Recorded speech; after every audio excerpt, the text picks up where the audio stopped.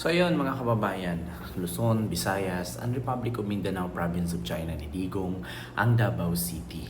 Ayun mga kababayan, ito po, sa totoo lang mga kababayan, ah, ngayon sa vlog natin, sinasabi po kasi dito ni Congresswoman Jinky Luestro na talaga namang sure bull po, no, at malakas po talaga ang ebidensya or laban para ma-impeach si Sara Duterte. So ngayon mga kababayan, meron ngang nagtanong na ano ba or gaano ba kalakas, no, gaano ba ka-sure na or ano ba ang tawag dito panlaban ng Congress at ng Senate para ma-impeach itong si Sara Duterte. At sumagot nga itong si Congresswoman Jinky Luestro na ang sabi niya, among the 7 articles of impeachment, we honestly believe na ang pinakasulit ang grounds are the first 3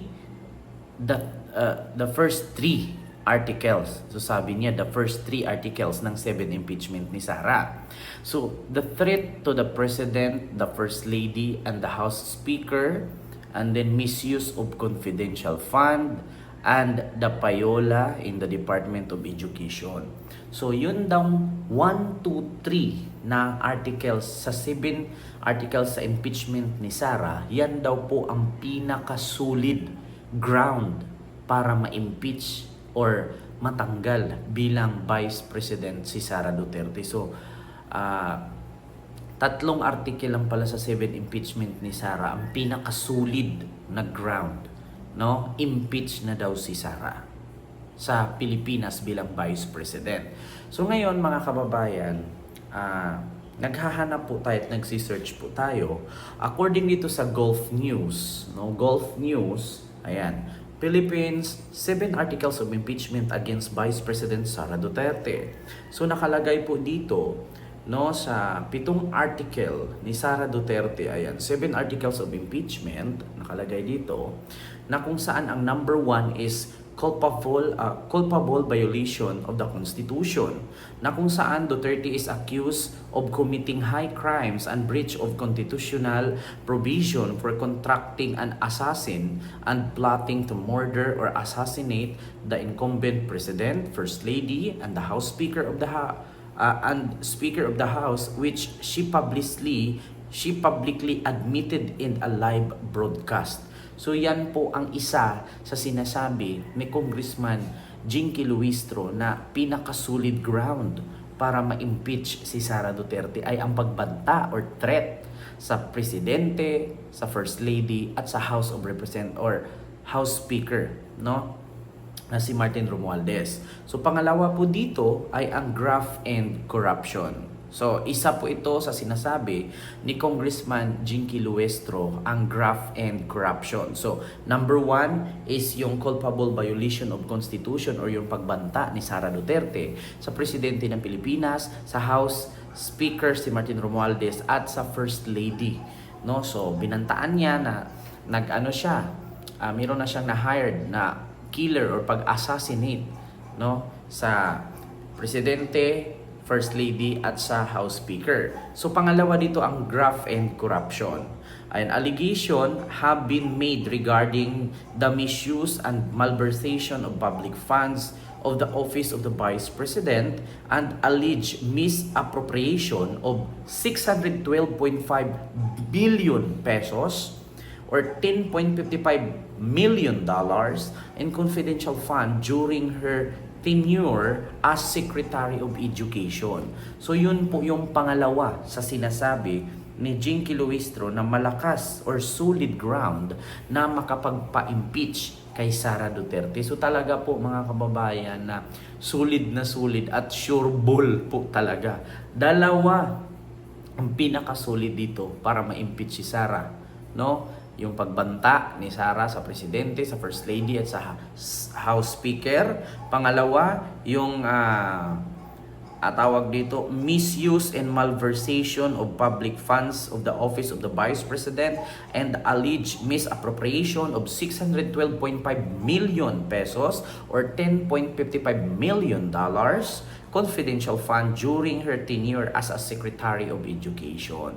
Ayan, speaking of Secretary of Education, mamaya meron po tayong pag-uusapan dyan na panibago na naman ba?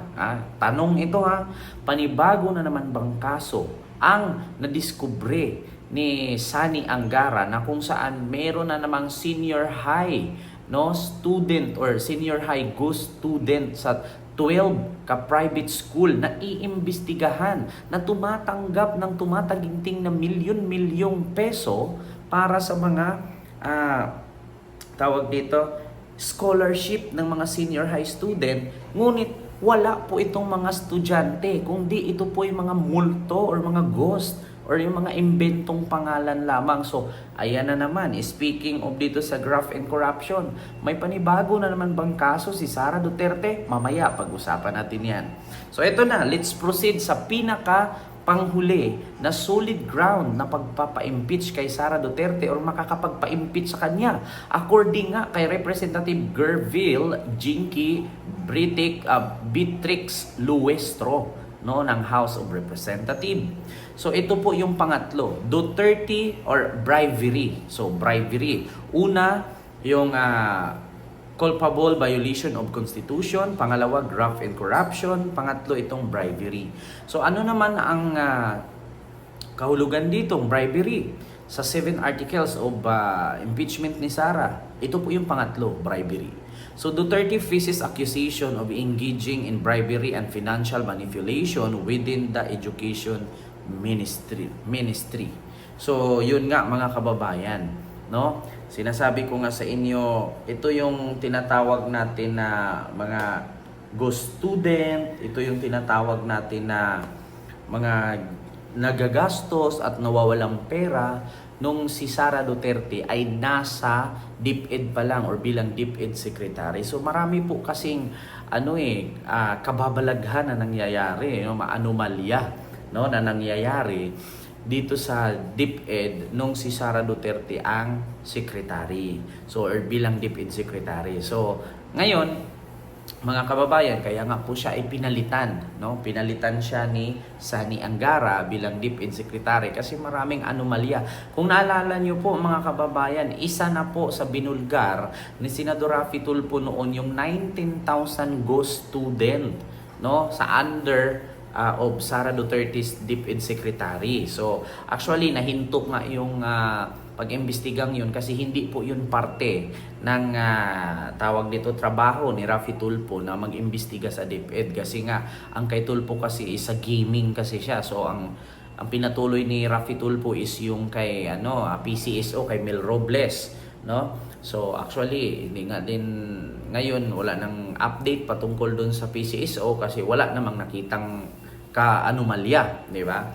So ngayon, bukod dun sa 19,000 ghost student, meron pang mga beneficiaryo na iba ang DepEd na puro ghost. Puro ghost.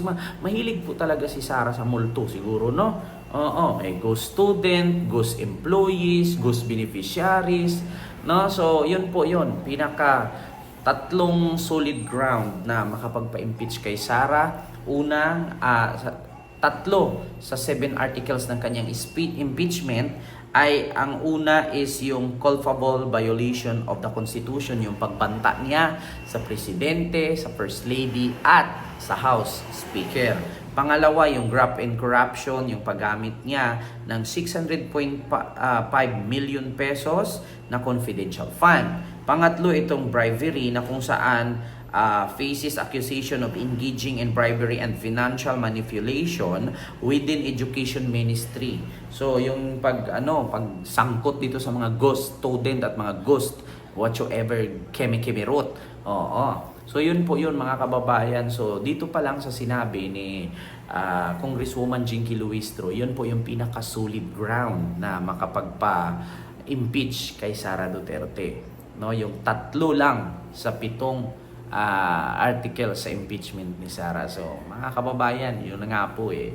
Sabi ko nga sa inyo eh, when emotions are high, the intelligence is low. Eh, putak siya ng putak dun, kuda siya ng kuda. Eh, yun pala yung makapagpatanggal sa kanya. O, diba? So, yun lang mga kababayan. Maraming salamat and see you next vlog. God first. Thank you.